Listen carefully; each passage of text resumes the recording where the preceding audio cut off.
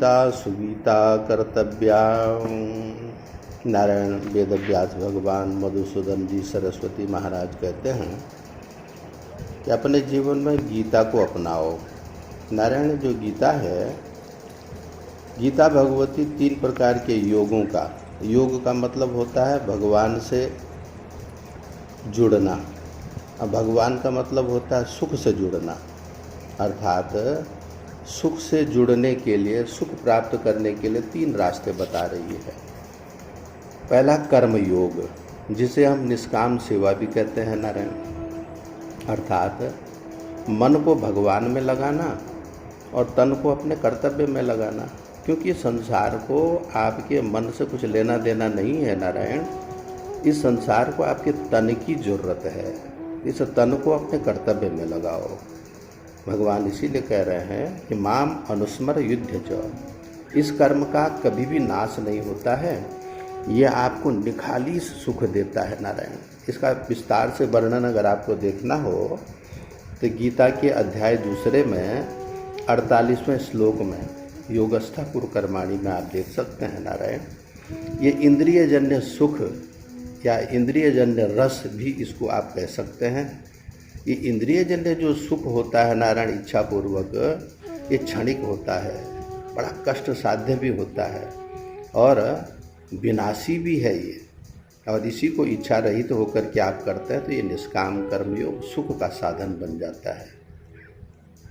तब जब आप इच्छा कामना से करते हैं तो दुखदायी हो रहा है, और कामना छोड़ करके ही कर्तव्य मान के करते हैं तो ये सुखदायी हो जाता है। तो नारायण दूसरा योग माने सुख से जुड़ने का साधन है, इसको कहते हैं भक्ति योग। मन से भगवान में जुड़ना भक्ति कहलाता है नारायण। इसी को हमने भावजन्य रस भी कहा था। ये थोड़ा इंद्रियजन्य दोष से, इंद्रियजन्य रस जो है उस रस से देर तक रहने वाला है।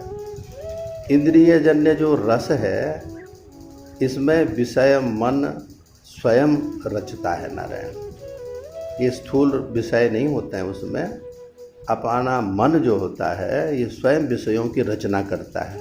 बाहर के विषयों की जो वासना आपके अंदर बैठी हुई है वो स्वप्न में तेजस देवता उनकी साकार रचना कर लेता है नारायण, और उसके माध्यम से आपको सुख मिलता है भक्ति योग का। तो गीता भगवती अध्याय 2 में 61वें श्लोक में इसकी विधि बताई हुई है, विस्तार बताया हुआ है, आप देख लीजिएगा। तीसरा है ज्ञान योग, इसको हम लोग समाधिजन्य रस भी कहते हैं नारायण, जिसे हम कह रहे हैं समाधिजन्य रस नारायण।